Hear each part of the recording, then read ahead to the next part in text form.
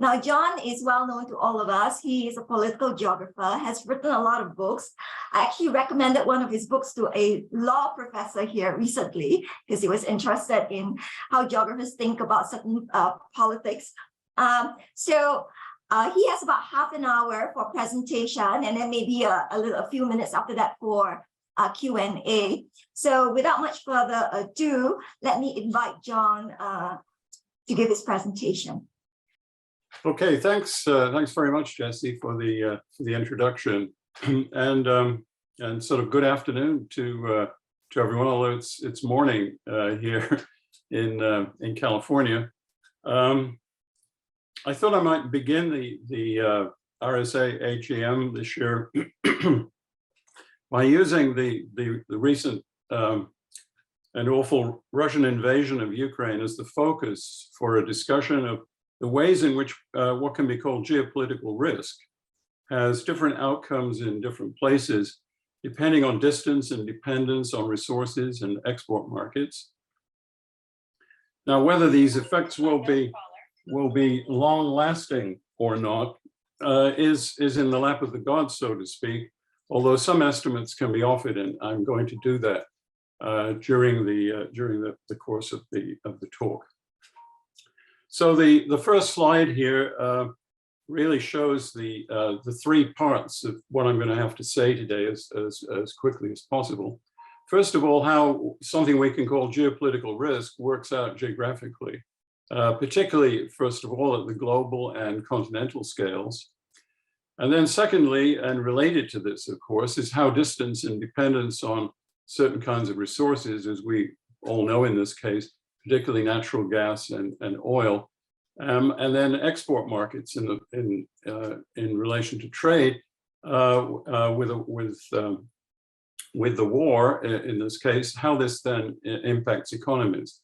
But again, this could be all kinds of other scenarios of geopolitical risk, not just a war, as in this case. So this is an example, in a sense, of a broader topic, I think, that I want to raise today, which is the extent to which local and regional economies are affected by all kinds of geopolitical risks, and how these are often quite different from one place to another. And the main section is going to be about how the impacts are not just national, which is typically how they're treated, but vary across regions within countries. And given that Europe is, besides Ukraine and Russia, of course, the most heavily affected, but Europe is the epicenter of the impacts, given the role of distance and dependence in this case, particularly on Russia as a source of energy resources.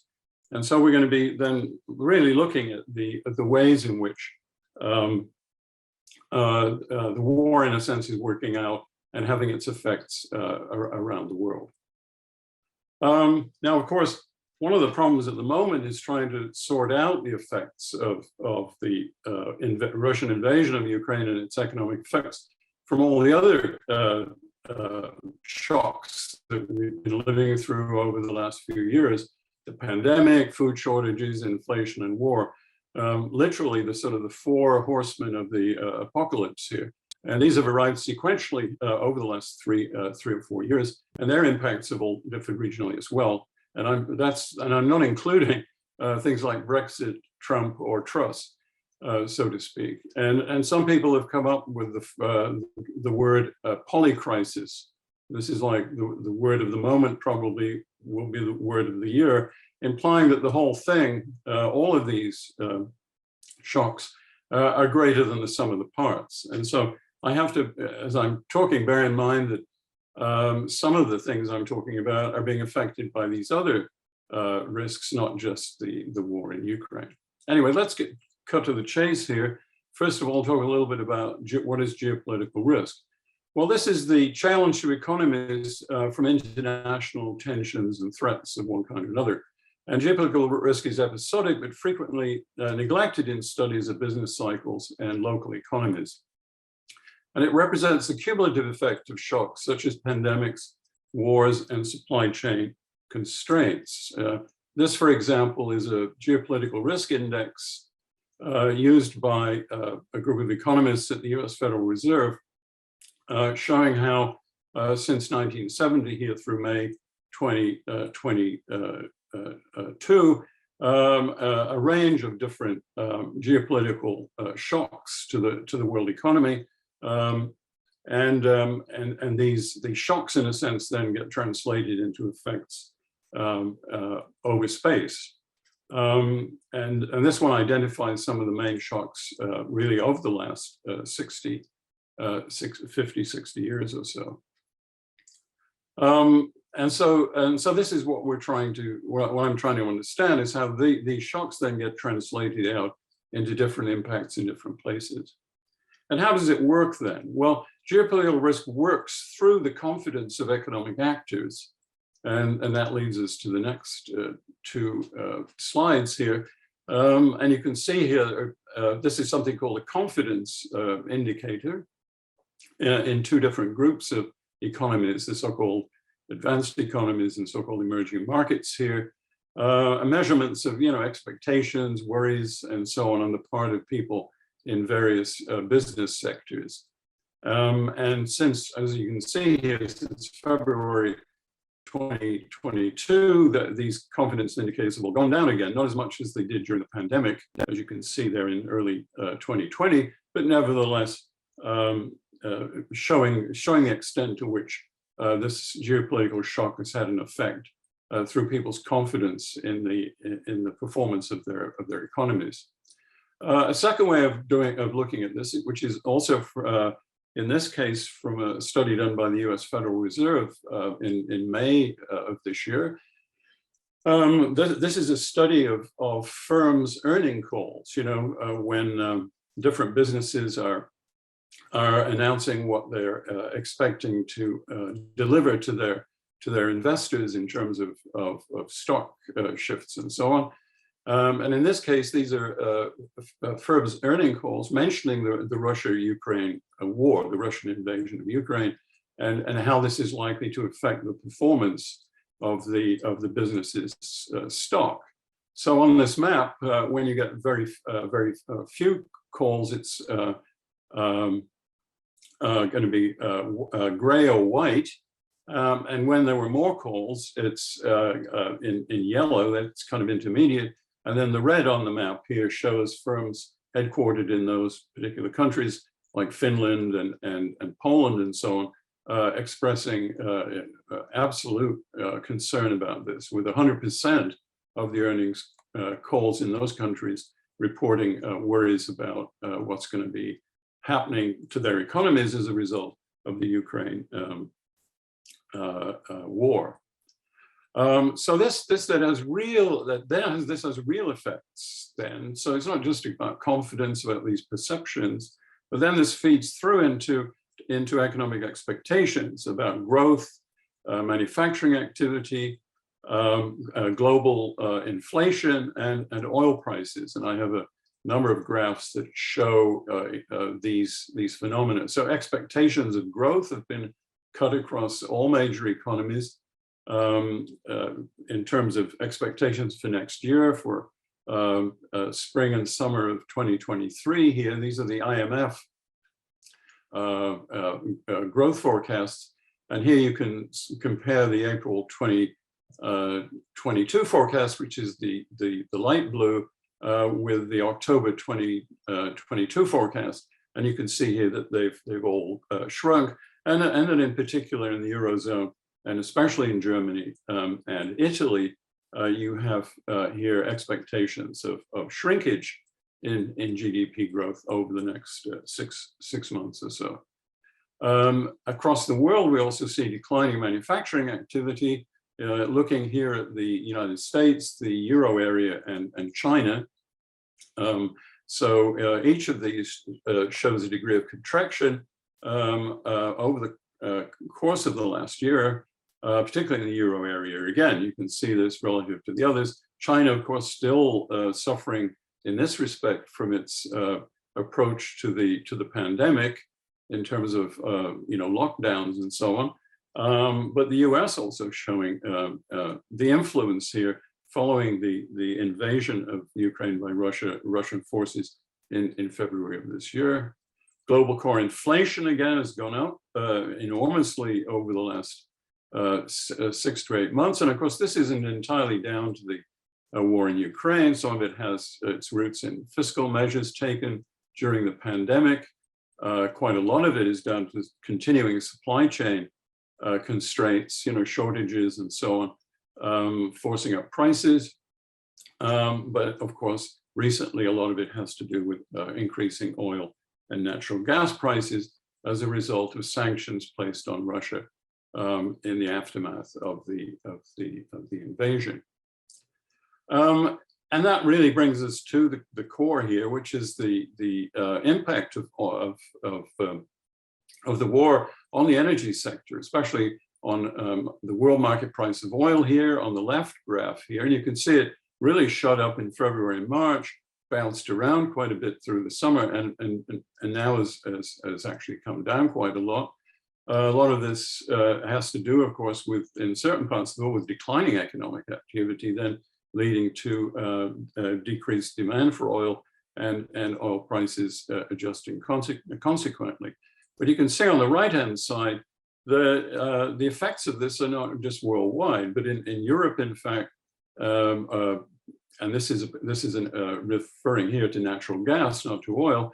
You can see how prices have increased enormously relative to the United States, and this is, of course, one of the most important impacts that the war is having. But again, it's a differential effect rather than one that's being felt equally worldwide. And commodity prices are expected to moderate. This is an expectation again from the IMF here, particularly, but at a high level in terms of natural gas. Crude oil and wheat prices are expected also to, as the other commodities that have been most significantly affected by the war, these are also supposed to flatten out. So again, in the medium to long term, the price effects and the inflationary effects of the war may in fact come down.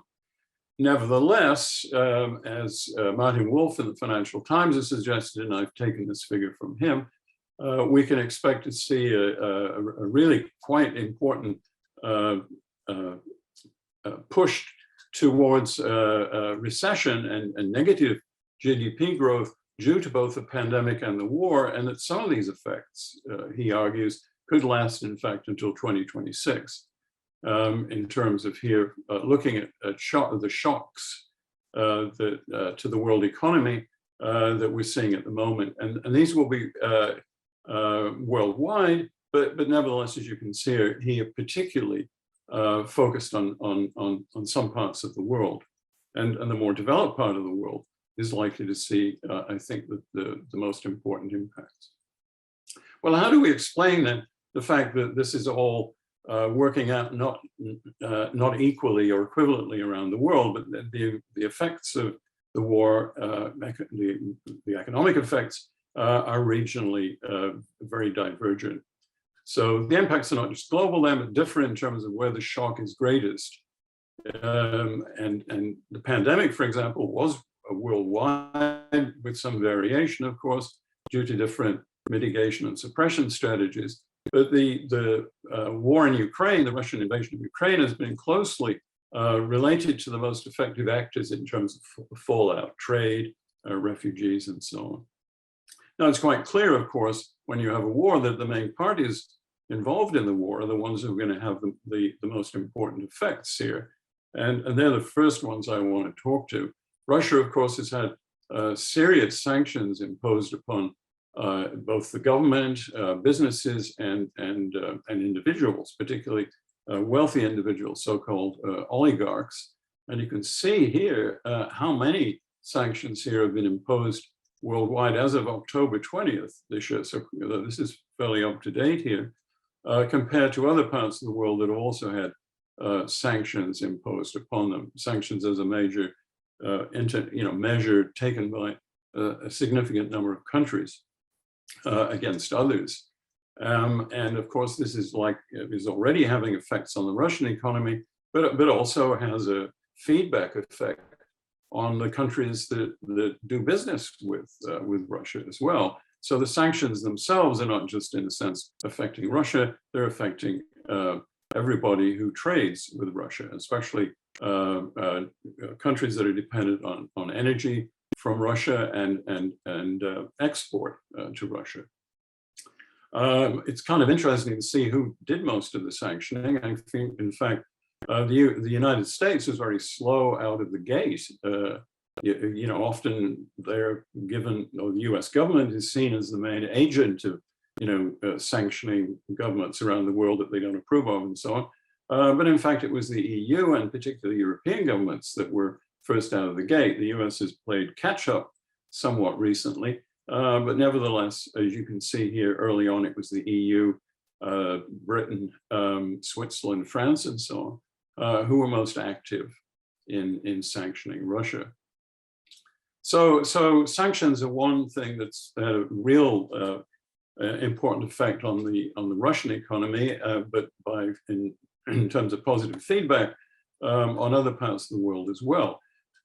Secondly, of course, a huge number of people have left Ukraine as refugees. Estimates vary, and nobody really knows the absolute number for sure. But certainly, as of June and July this summer, somewhere around 6 to 7 million people had left Ukraine and mainly moved to neighboring countries here. And you can see Poland receiving the lion's share, and also, of course, some people either moving freely to Russia or being forced to move to Russia from regions in eastern Ukraine. And then Russia itself, of course, has now lost a significant number of people, particularly since the so-called neo-mobilization, or whatever euphemism was used to describe calling up young men in September.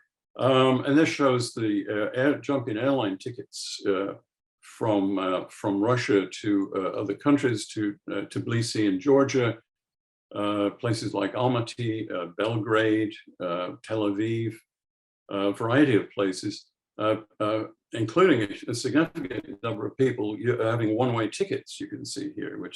And who are these people? Well, overwhelmingly, they're from Moscow and St. Petersburg. And the assumption is that these are the people in IT, people in various sort of sectors of the Russian economy that will have, again, long-term negative effects if these people don't return, if they stay where they are, or if they move on to other parts of the world from where they're currently lying low. Now, the impact on Ukraine's economy, of course, has been devastating.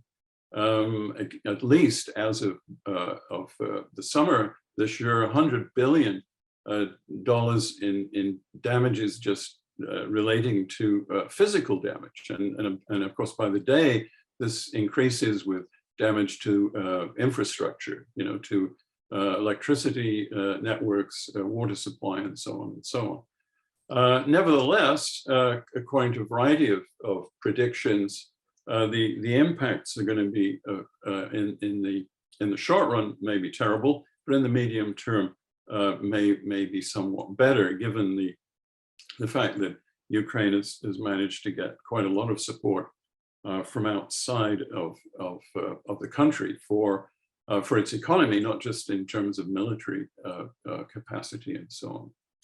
So they're the parts of the world, Russia and Ukraine, that had absolutely the most been the most affected. I mean, there's absolutely no doubt about that. But the rest of the world has been hit, particularly when they rely on wheat or energy exports from Russia and Ukraine.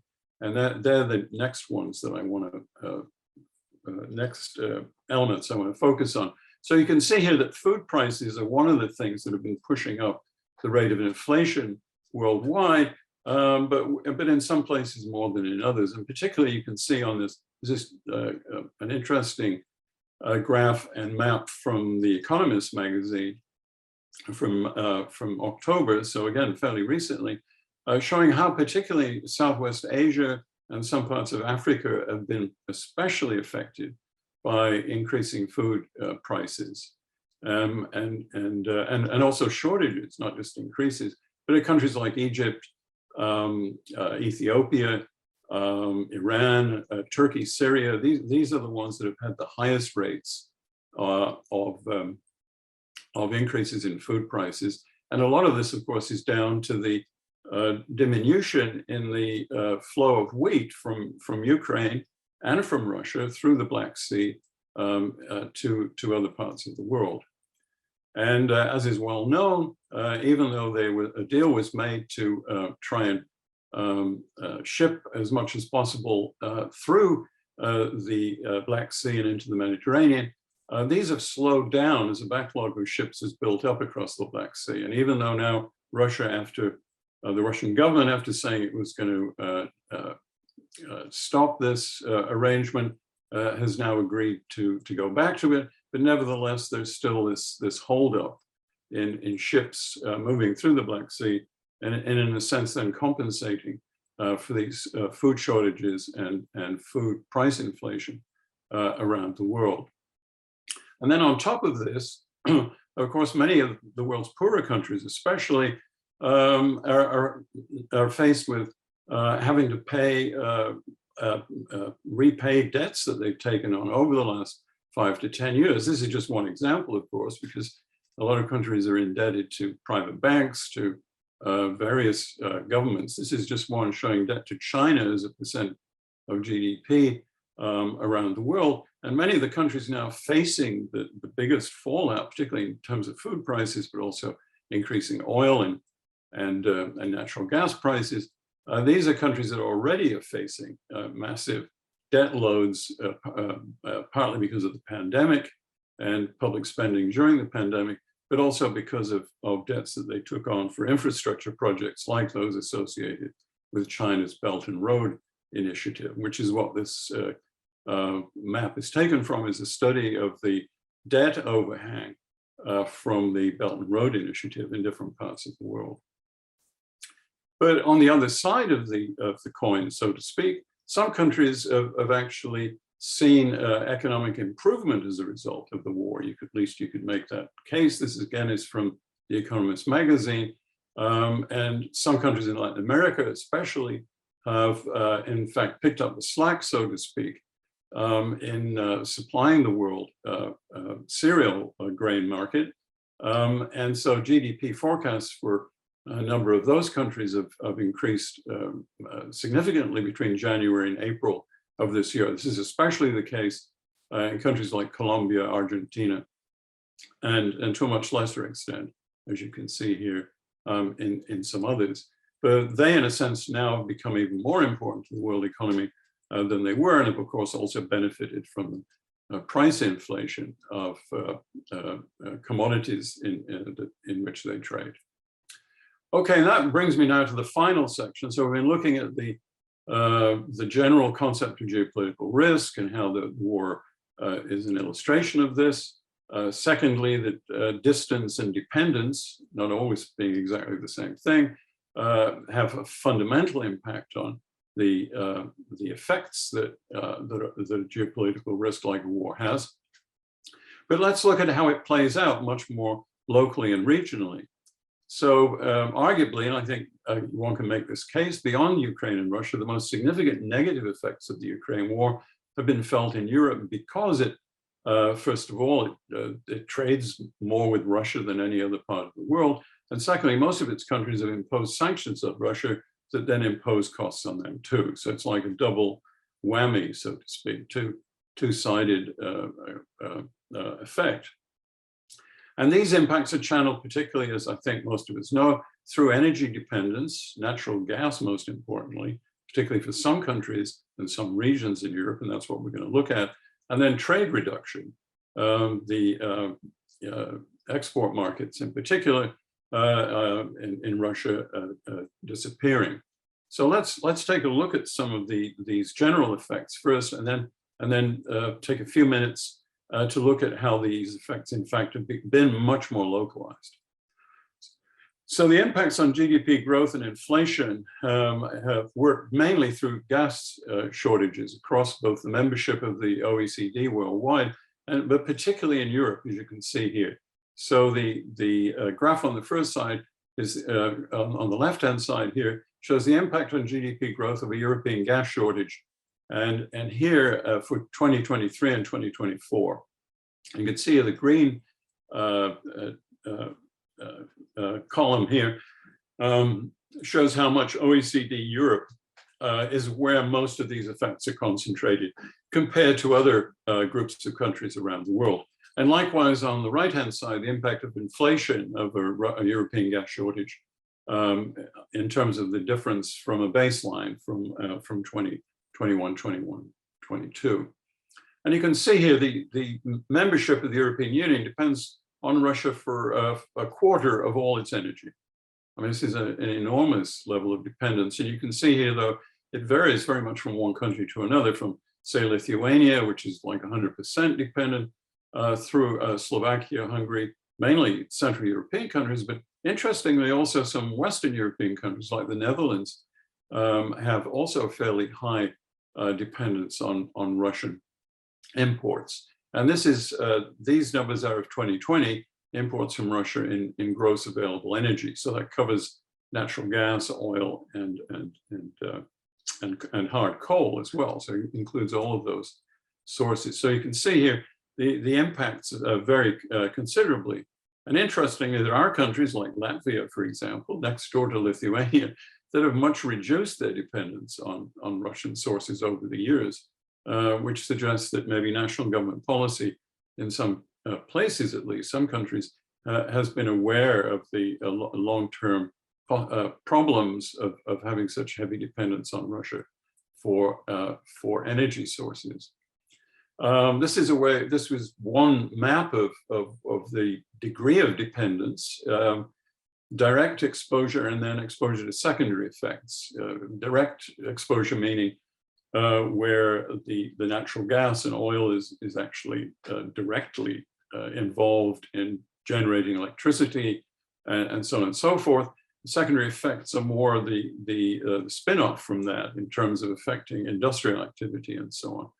And there, as you can see, the secondary effects are much more dispersed in terms of affecting manufacturing industries and so on across a much wider range of countries than just in terms of direct exposure, where natural gas, for example, is the major source for generating electricity.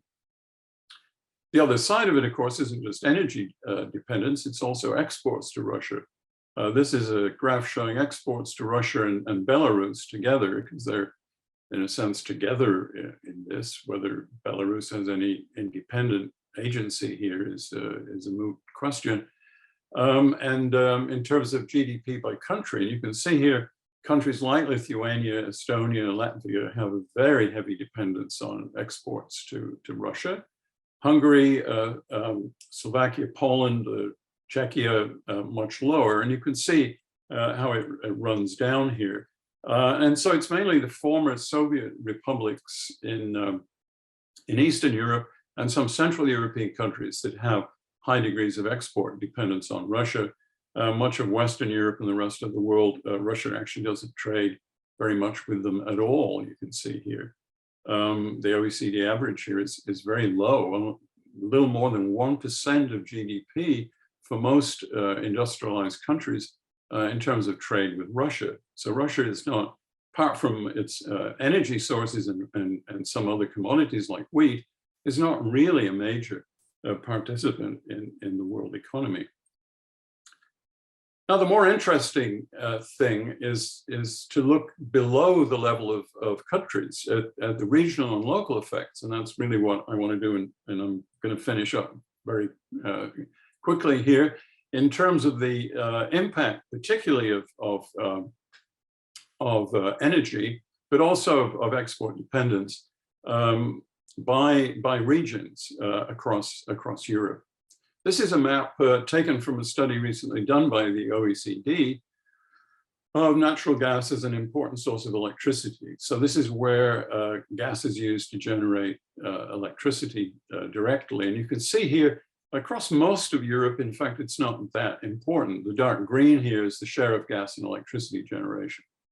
So it's the browns and reds on this map are the places where they depend very heavily, the regions that depend very heavily on natural gas for directly generating electricity.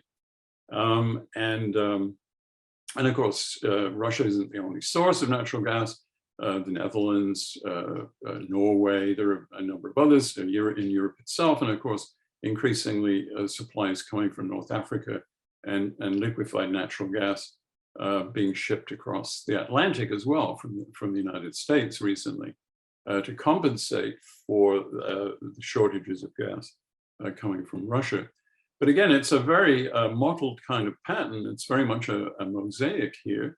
But what it suggests is that at least the direct impact isn't quite as great as I think people thought it was going to be.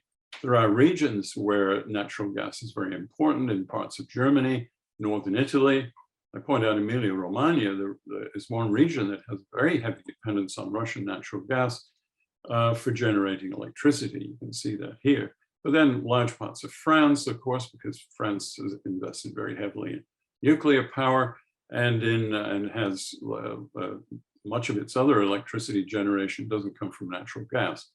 Ireland has more of a dependence on natural gas, as you can see, particularly around Dublin, and also some English regions as well have some dependence. But it's very much a kind of mottled pattern rather than simple country by country one. What's more interesting, I think, from our perspective, is the impact the natural gas shortages and price increases as a result of shortages have on sectors with the most reliance on natural gas in their industrial processes. So this is where you're using, particularly in sectors like ceramics or where you have to have high temperature ovens and things like that. And this is the employment share of the 5 most gas intensive sectors in terms of the percent of regional employment. And this is a quite different map from the previous one.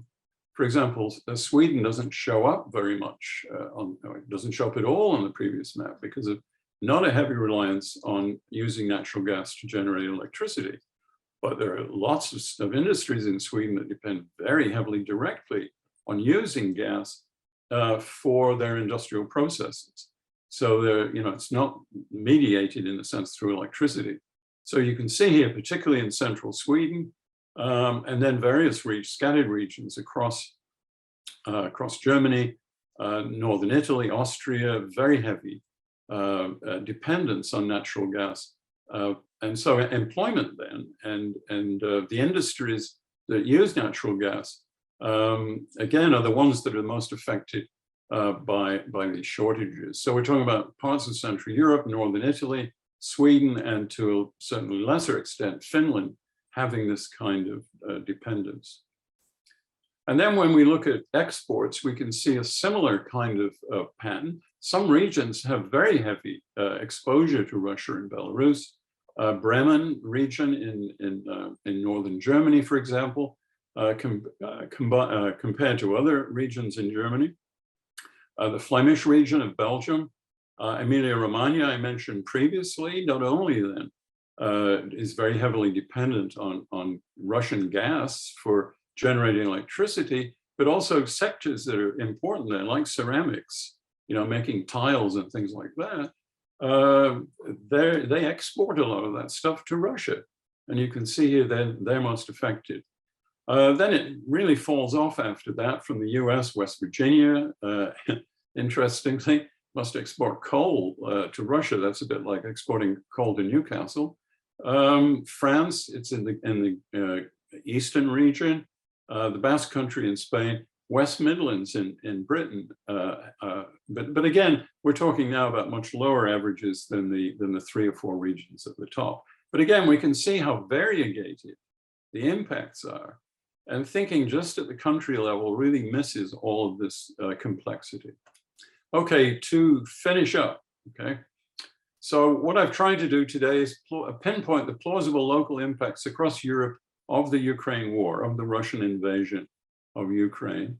And particularly, I've focused on the dependence on electricity generated by natural gas, plus employment in gas-intensive industries such as glassmaking and ceramics, and the importance of exports to Russia. And there's incredibly wide spatial variance in both here, not just at the national level, but at the regional and local levels.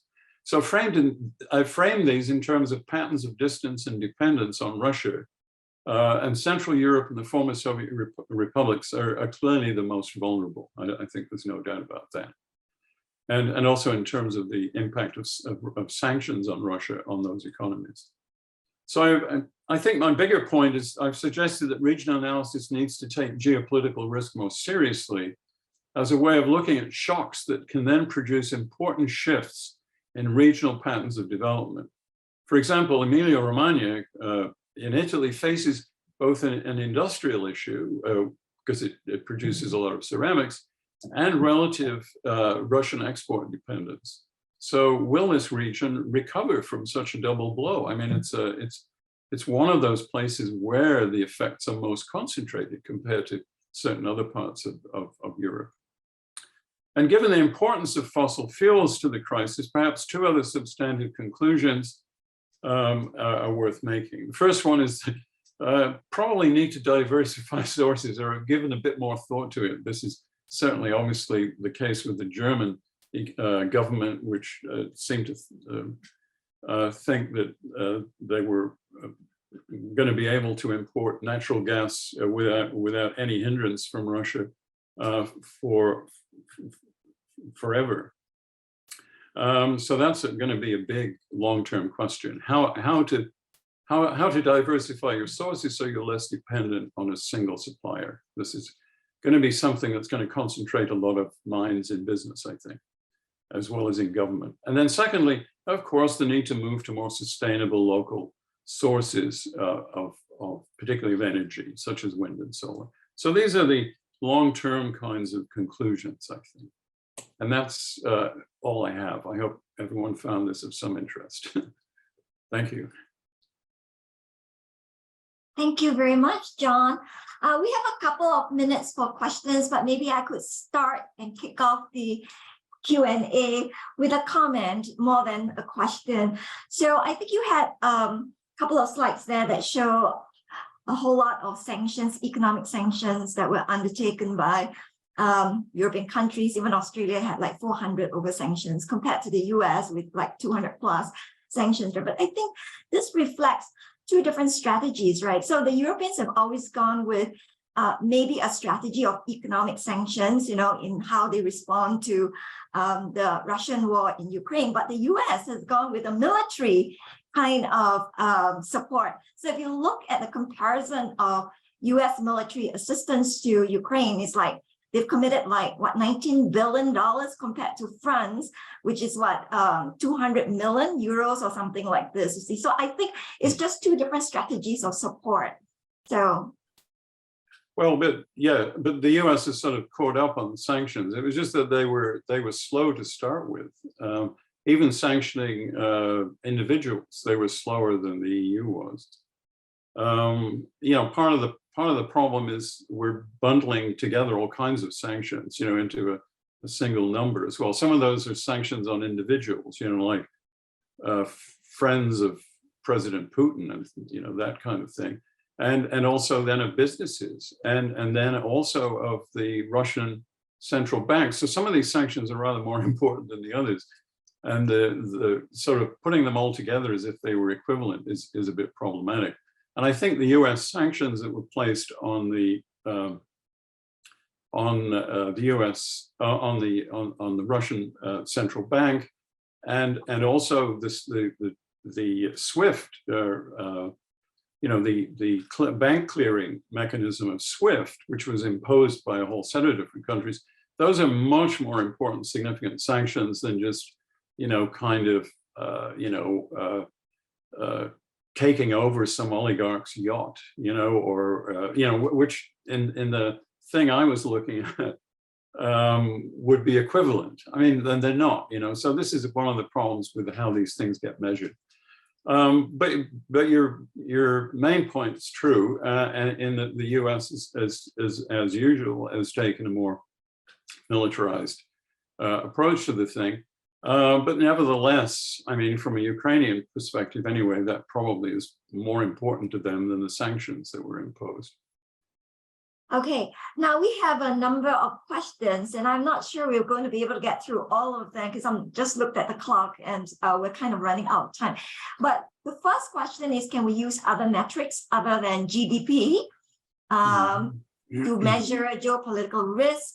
The second one is there some sense of a Ukraine fatigue going on in light of the midterms elections and Americans maybe balking from more aid to Ukraine. And I think the last one we'll get to if we have time. Thank you. Yeah, I mean, yeah, of course, there are lots of really worthwhile discussions about using GDP. I was just using it because that's what's available, really, and I think it is sort of problematic just to think of economies, entirely just in terms of GDP growth, and what have you. This of course came up in the controversy over the short-lived British government of Liz Truss. The extent to which you can think of economic growth purely in terms of what your percent growth is going to be over the next year or so, and without looking at what, looking beneath that at what kinds of shifts are going on, like in infrastructure and whatever, which may have much more important long-term effects. So yeah, I think it's very problematic just to use GDP. But that said, at the moment, that's mainly how the data gets collected. So that's my excuse anyway. And then the other thing, yeah, I think there is, although I think, I don't know whether anyone's been following the US elections, to the extent that the Russian invasion of Ukraine is an issue in US elections, and it's way down the list when pollsters ask people about these things. There was some suggestion, of course, that many, particularly on the right wing of the Republican Party, were particularly, given that they actually admire Vladimir Putin, that if they gain control of Congress, then US policy would begin to change towards Ukraine. But as it's turned out, so far at least, who's going to be in charge of Congress isn't clear. I mean, and that's a surprise to her. I mean, it surprised me. I thought we were going to be faced with something of a Republican wave, and that hasn't happened. So I think it's going to be very, I think the likelihood of anything changing much here is lower now today than it was yesterday in real terms. But I still think there is a kind of fatigue about the war. A lot of people also are thinking that, you can't just have a war, you need to also be trying to talk or have some diplomatic approach. So I think that the things are likely to be a bit up in the air for the next few months. And particularly the degree to which people are connecting things that they see as major problems, like inflation. I mean, that's no doubt that was one of the big issues in the US midterm elections. If they connect that to the Ukraine war, then, obviously ending the war becomes a sort of way of trying also to reduce the rate of inflation. Yeah, thank you very much. Just one comment by, I think, Dimitri Koparkis, which is for Europe to move faster in terms of the green transition. So I'd like to thank John for his talk. This is obviously a very current topic, and thank you for your time as well. So if I suppose those of us on Zoom are just going to give you a thumbs up or give you some kind of an emoji, but thank you, we appreciate this. Yeah, thank you. Thanks a lot. I appreciate it. Yeah. Okay, right. So we're going to move on to the next presentation by Sally. Hi everybody. Good afternoon from the UK. I'm just going to share my screen. Hopefully that works. Can you confirm, Alex, that that's okay? I think that's okay. So thank you very much. What I try to do with this presentation every year is to lift the veil on what's happening behind the scenes for the Regional Studies Association. And this year is no exception. That's what I'm going to try to do. So these slides are mostly of street art. And I'd like to thank my colleague Suede for sourcing the slides for me. We've chosen to use street art because it's inclusive, it's a kind of bottom up, so it comes from people within communities, it's quite inclusive, and it's a bit of fun. I'm going to structure the presentation around a report that was written by somebody called Belinda Moore. And Belinda is a very well-known commentator on the health of associations and societies. And since COVID, or during COVID, she's published quite regularly on the health of societies and on future trends. And she's just published a report in which she's identified 11 trends that are either with us or heading our way. And what I thought I would do is look at those and see how the RSA is measuring up when we look at those. So the first trend that Belinda has identified is that the pace of change isn't slowing, and also that a little bit of good did come from COVID-19. So she says that there were very significant changes with COVID-19, and that in many cases, this gave a new sense of purpose and member value for associations, but that shortcuts were taken during that period. And now associations are having to go back and build the foundations under new initiatives that have been started. So people move too quickly, really. So if we apply that to the Regional Studies Association, we can see that in play, for example, in our governance. So during the pandemic, the UK government, the Charities Commission and the Companies House extended all our reporting deadlines, but now we're back on scheduled reporting. They allowed us to hold meetings like AGMs virtually, whereas before you had to have special permissions in your articles of association to do that. So the RSA moved quickly in 2020 to change its articles so that we could have global participation in our AGM. And it's really great to see members from around the globe with us today. Now, what we're seeing is there are small changes to our articles year on year, whereas prior to the pandemic, they didn't change for many years at a time.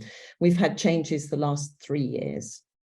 If you look at publications, postal services fell over during the pandemic, and that meant that a lot of our members started moving to online only receipt of their journals. Thank goodness the RSA was able to offer that. And what we see now is that members' attitudes to print are continuing to change.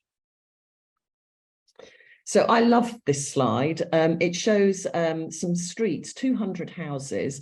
The artwork was paid for by the Mexican government, who asked street artists to paint the houses to unite the community. And I think it shouts regional studies in a very vibrant way. And the focus of the slide is on how associations have tried to foster engaged communities and to build their member benefits. And Belinda identified 4 ways in which associations were responding. The first was through knowledge, particularly publications. The second through learning, particularly education. Through community, for example, through research groups, special interest groups, networking, and then finally through advocacy and policy engagement. So if we look at the RSA, how do we measure up? Well, we moved very quickly to meet member need. So for example, recently we've identified an explosion of articles coming through the journals dealing with financial geographies, financialization. And the association is moving to set up a journal called Finance and Space, and we hope that that will be coming on stream very soon. We set up professional development webinar series, and we retain a resource library on our YouTube channel and via our membership hub app for that. We're responding now to requests to speed up the publication process into our journals. For example, we're increasing the number of issues of territory politics governance from this year with an additional 2, so moving to 8 issues a year. I'm sure John, as the founding editor of TPG, will be very pleased to hear that. So,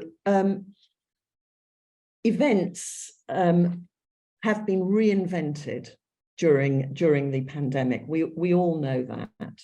And what Belinda identified was that events stopped. They just completely stopped. And then quite rapidly, they pivoted online. But now it's beginning to become clear that online events don't totally replace face-to-face activity. So in terms of the RSA, we were one of the very first associations to pivot online. We ran our first region, city and industry webinar hosted with Henry Young speaking at it very soon after the UK lockdown. We launched 3 regular webinar series, Regions, Cities and Industry, our International Hour, which is hosted by our international divisions and sections, and then the Professional Development Series, which caters really to early career and student members of the association, but which is open to all of the community. There's no charge to attend any of these activities. We are now running events, blended like this AGM, hybrid like our conference in the next 2 days, and face-to-face only where that's appropriate. We're seeking to encourage experimentation in all of these events so that people can find new ways of engaging with each other and networking. Over 7,300 people have attended our online events since 2020, and I think that is a really pleasing reach, and it really warms me that so many people now have the opportunity to engage with the association. We've run around 180 events online since 2020. The Ljubljana conference next year, we're hoping to run blended, but we'll keep you posted. So if we look at the next slide, Belinda identified that for all associations, competition is becoming more intense. She said there's been an erosion of the value proposition for members, that there's competition from for-profit companies, from other associations, and from informal groups. And that associations are beginning to fight back by focusing where they can on delivering the most impact and by using collaboration and partnerships to maintain a secure position within their membership niche. So what have we done? We maintained our membership during the pandemic, and we're very proud of that. And we think that reflects the effort that we put into the pivot online and the services that we provided. We've increased both membership benefits, but also what we give to the community at large for free. We established RSA Europe shortly after the Brexit vote was taken in the UK, and we collaborate continually with RSA Europe. We also work with the European Regional Science Association and the Association of European Schools of Planning, for example, in the work that we do with the European Commission. And we do that through RSA Europe. We partner with Regional Science Association International British and Irish section, and also with FinGeo in the publication of spatial economic analysis and in the forthcoming publication, which we're working on, Finance and Space. And we've continued to build active divisions. We have 5 sections, we have 8 branches, we have 57 ambassadors. We have a formal presence in 52 countries, and members in 80 countries, and participation from more than 70 countries in our events last year. So another trend that Belinda has identified is society's embracing of technology. She said that online communities sound very appealing, but in practice, they're very challenging to execute, and that great tech enables a personalized member experience with better interfaces and streamlined operations. She said that demand from associations is actually driving tech providers to provide better solutions, and I think that is true. She said that associations are rapidly investing both in specialist staffing, but also in technology. So are we there? Well, I think we are. We bought our first bespoke membership and events portal in 2016. It seemed to cost us a huge amount of money then, and it was really tricky to set up, but it's streamlined all of our processes behind the scenes. It's allowed joined up thinking, and it got rid of our bad debt problem in just one movement. We've launched RSA Hub, which is our smart app. You can download it from your app store for free. We launched that in 2020, shortly after the UK lockdown. Obviously, we had been planning to launch that app from 2019. Its timing was perfect, and we were able to use it to support our 2 global e-festivals that we ran in 2020 and 2021. We then used it to support our own face-to-face events, but also the Global Economic Geography Conference run by Dieter Kogler in Dublin in June of this year. All of our systems are about to move to the cloud. We think this will give us security and also greater flexibility when we're working away on site.